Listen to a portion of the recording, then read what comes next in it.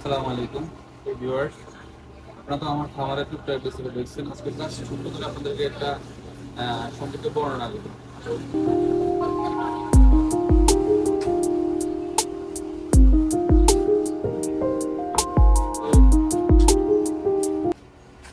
এই হচ্ছে খামারের ফটক, যেখান দিয়ে আমরা খামার খরচ করবো। খামারটা খুব মিনিমালিস্টিক খামার, যেটা হচ্ছে আপনার ছোট্ট একটা পরিবারের জন্য নিজেদের পুষ্টি চাহিদা পূরণের জন্য এই খামারটা করা হবে। এটা হচ্ছে আধা আবদ্ধ অবস্থা, অর্থাৎ আপনি চাইলে দিনের একটা অংশ মুরগি বা কবুতরকে ছেড়ে পালতে পারবেন, অথবা যে কোনো পশু পাখি আপনার এরিয়ার মধ্যে এটা থাকবে।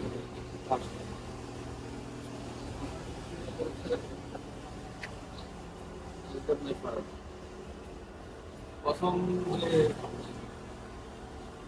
লেন্সটা দেখছেন, অর্থাৎ যেটা আটকানো, এটা তৈরি করছি আপনারা বলতে পারেন এখানে 10 থেকে 12 ফুট হবে লম্বাতে, যে পুরোটা এরিয়া। তার মধ্যে 5 ফিট 6 ফিট জায়গা হচ্ছে ব্রিডিং কেস রাখার জন্য, আর বাইরে থেকে 4 ফিট বাইরে হচ্ছে 4 ফিট বাই 4 ফিট।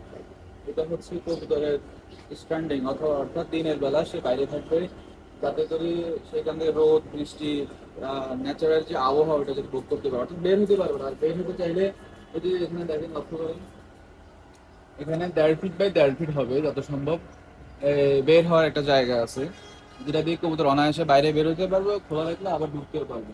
তো যেহেতু আমরা আসলে সময় পাই না, শহরের কেন্দ্রিকতাতে চাকরি ব্যবসা বাণিজ্যে আমরা বেরোতে পারি না, তো হয়তো সবসময় তো ছাড়া হবে না, মাঝে মাঝে উইকেন্ডেতে আমরা এগুলো ছাড়তে পারবো, যে যখন আমরা সময় পাই। আর বেশিরভাগ সময় ওরা আবদ্ধ হয়ে থাকবে। এবার আসুন, ভিতরে আসুন। এটা হচ্ছে আমার ছোট্ট একটা মুরগির যে কুচে বসে ওই মুরগিগুলো রাখার জন্য, অর্থাৎ আহ, ডিম পেড়ে শেষ করার পরে যখন মুরগিগুলোকে আমি কুচে বসাবো, তখন অন্য ঘরে বসাবো, আমরা বসাবো এখানে।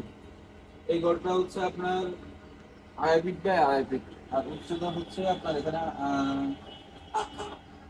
18 ইঞ্চির মতো। তো এখানে দুইটা আছে, উপরে একটা নিচে একটা। আবার এখানে কুচে থেকে বাচ্চা বড় হওয়ার পর্যন্ত, বাচ্চা 1.5 মাস পর্যন্ত এখানেই থাকবে। বাচ্চা বড় হওয়া পর্যন্ত এখানেই থাকবে, সেল করে দেওয়া অথবা নিজে খাওয়া পর্যন্ত এখানেই থাকবে। আর কুচের মুরগি বাচ্চা ফুলানোর পরে 15 থেকে 20 দিন করে আমরা আলাদা করে দেবো। এই একটা আছে, নিচে একটা আছে, দুইটা। যদিও এগুলো তেমন একটা এখনো ব্যবহার হয়নি, তবে এটা আমার অনেক আগে বানানো, আগে ব্যবহার হতো বাইরের ঘরে। এখন এখন আমার এখানে এই ঘরে আসলে তো তেমন একটা মুরগি এখন উঠানো হয় নাই। আমি ভালো কিছু স্টক বেশি একদম যে পাহাড়ি যে মুরগিগুলো বলা হয় আমাদের দেশে এখন বর্তমানে খুব ট্রেন্ডিং মুরগি। ট্রেন্ডিং বলতে কি, আমাদের গতানুগতিক দেশি মুরগির এখন আর ইনব্রিডিং করার কারণে সে অবস্থা নাই। তো আমরা আসলে বর্তমানে চাচ্ছি যে একদম ভালো জাত, যেটা নিয়ে কাজ করলে একটা ভালো ফলাফল পাওয়া যায়, যেটা আমি নিজে পরীক্ষিত। আমি আগেও করছি, এখন নতুন করে আবার করতেছি।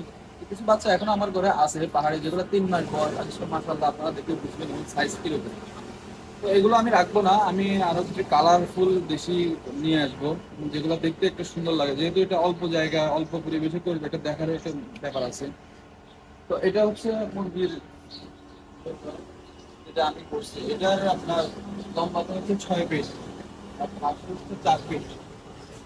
আর উপর থেকে হচ্ছে মূলত সিস্টেম হচ্ছে মিনিমাম 3 ফিট রাখতে হয় উপর থেকে উচ্চতা। তো আমি এখানে আমার যেহেতু জায়গা আছে, আমি প্রায় 4.5 ফিট মতো আছে।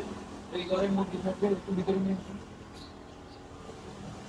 এই যে এখানে যে মুরগিগুলো আছে, এগুলো হচ্ছে আমার ঘরের বাচ্চা, 3 মাস প্লাস বয়স। তো এখানে দুইটা রাতা আছে, যে একটা আছে, এই যে উপরে একটা আছে।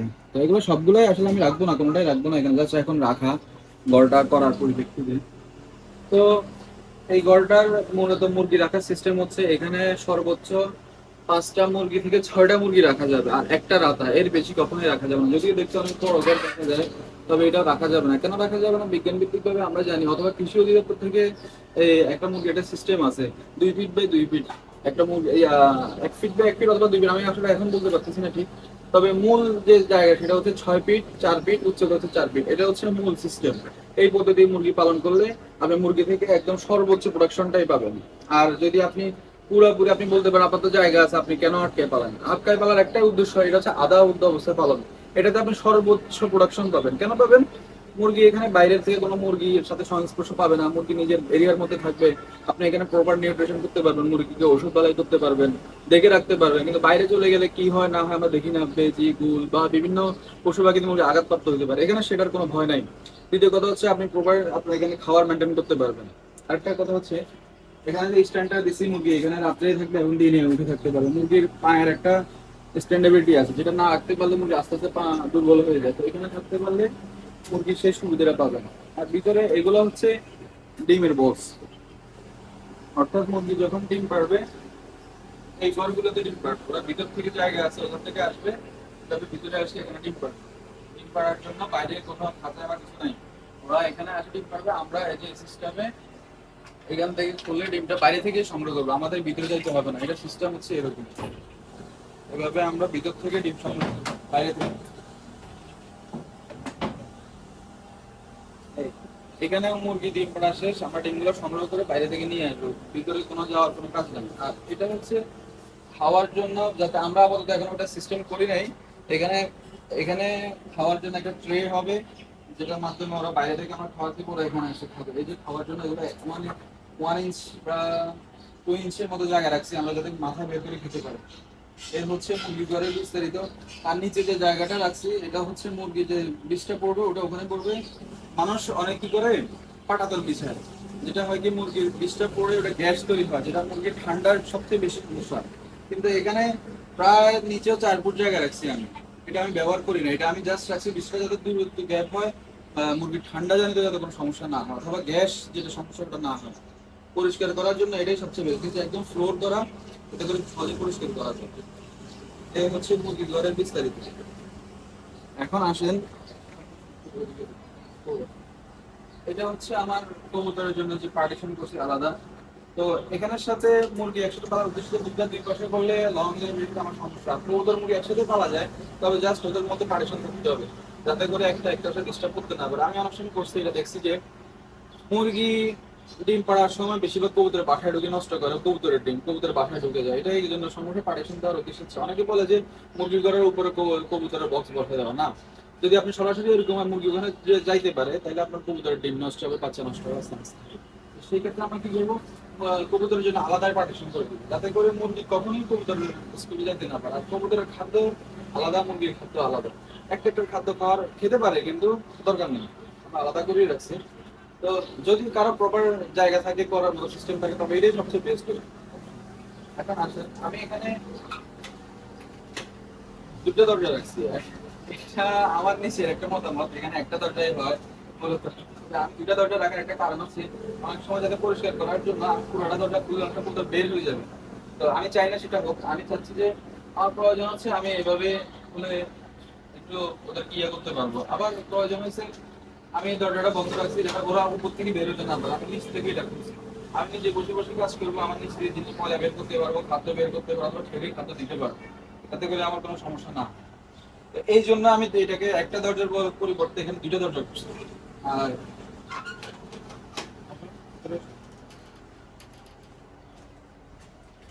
এখন আসল করে এখানে স্ট্যান্ড দিচ্ছি, এই যে এইরকম স্ট্যান্ড আলাদা হবে, এই যে একটা হবে, দুইটা হবে, ওই পাশে সিঙ্গেল স্ট্যান্ড হবে, যাতে করে কবুতর এখানে পুরোপুরি জায়গা পায়। এখন তো কবুতর আমার বেশি নেই, কবুতর আস্তে আস্তে বাড়বে, পশু পাখি বাড়বে, তখন আমি আস্তে আস্তে এখানে আরো স্ট্যান্ড গুলো যোগ করবো আস্তে আস্তে। আসলে আপনি চাইলে টাকা থাকলে অনেক কিছু করতে পারেন একদিনে, তবে পশু পাখির প্রতি যে ভালোবাসা সেটা আস্তে আস্তে করার, নিজের মধ্যে নিজে করার মধ্যে একটা আন্তরিকতা থাকে, ভালোবাসা থাকে, যেটা আসলে অনেকে দেখা গেছে ফ্যামিলি থেকে টাকা নিয়ে করে, অথবা তার অনেক টাকা আছে, সে মনে করে এটার মধ্যে প্রচুর টাকা ইনকাম হয়, এটার জন্য ইনভেস্ট করে করে পরে দেখে যে কিছু নেই। না, আপনার একটা ছোট্ট চারা গাছ যেমন রোপণ করার পরে আস্তে আস্তে যত্নের পরে পরবর্তী হওয়ার পরে আমরা আশা করি এটা থেকে ফল, একদিনে আমরা গাছ এনেই ফল পাই না। তো তেমনি ভাবে খামার বলেন, আপনার ব্যবসা বলেন, বিজনেস বলেন, যে কোনো কিছু বলেন, ইনভেস্ট আপনাকে আস্তে আস্তে করার পরেই তো এটা গ্রো হবে, বড় হবে, এরপর ফল পাবেন, তাছাড়া আপনি ফল পাবেন না। তো মূল কথা হচ্ছে আমি আস্তে আস্তে করতেছি, সময় যতটুকু পাই আমি সকাল থেকে 10টা 11টা পর্যন্ত কাজ করি, এরপর আমার বিজনেস আছে আমি সেখানে চলে যাই, আবার পরের দিন যতটুকু পারি এভাবে আমি কাজ করি, অথবা শুক্রবারের দিন যখন আমার উইকেন্ডে থাকে তখন আমি কাজ করি। এভাবেই আমি আস্তে আস্তে টুকটাক করছি, এখানে কোনো মিস্ত্রি নেই, কোনো কিছু নেই, যা করছি আমি নিজে করছি। হ্যাঁ, আমার ইনস্ট্রুমেন্ট আছে, আমার বিভিন্ন ইনস্ট্রুমেন্ট সংগ্রহ করে, যেটা একসময় দেখাবো কি কি ইনস্ট্রুমেন্ট হলে আপনি নিজেই কাজগুলো করতে পারবেন। টুকটাক জিনিস আমার কিনা লাগছে, বেশিরভাগই আমি লং টাইম থেকে ফার্মিং এর সাথে জড়িত আছি, শৌখিন ফার্মিং বলতে পারেন। তো আমার যে সংগ্রহ করা ছিল এগুলা, তো সেই থেকে আমি এগুলা এখন আবার এখানে আমি জয়েন করে আমি দুটো ফিল করছি। এই, তো তুমি আমি ভিতরে চলে যাবো। এ পাশে ভিতরে আমি জায়গা রাখছি হচ্ছে 5 ফিট বাই 6 ফিট জায়গা আছে আমার ভিতরে।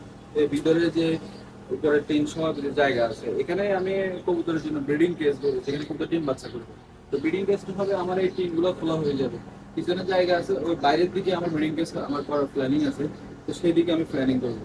এটা হচ্ছে কবুতর, আপাতত কবুতর না, একজন রাজগোল্লা আছে যেটা আমার পছন্দের একটা কবুতর। আর আমি কবুতরের মধ্যে ফেন্সি কবুতরও পালছি, একসময় হাই ফ্লায়ার কবুতর পালছি, সব করছি কবুতরের। তো এখনো কবুতর শখ আছে, তবে আপাতত যেহেতু এটা পুষ্টি, একটা ফ্যামিলির পুষ্টি চাহিদা পূরণের জন্য করতেছি।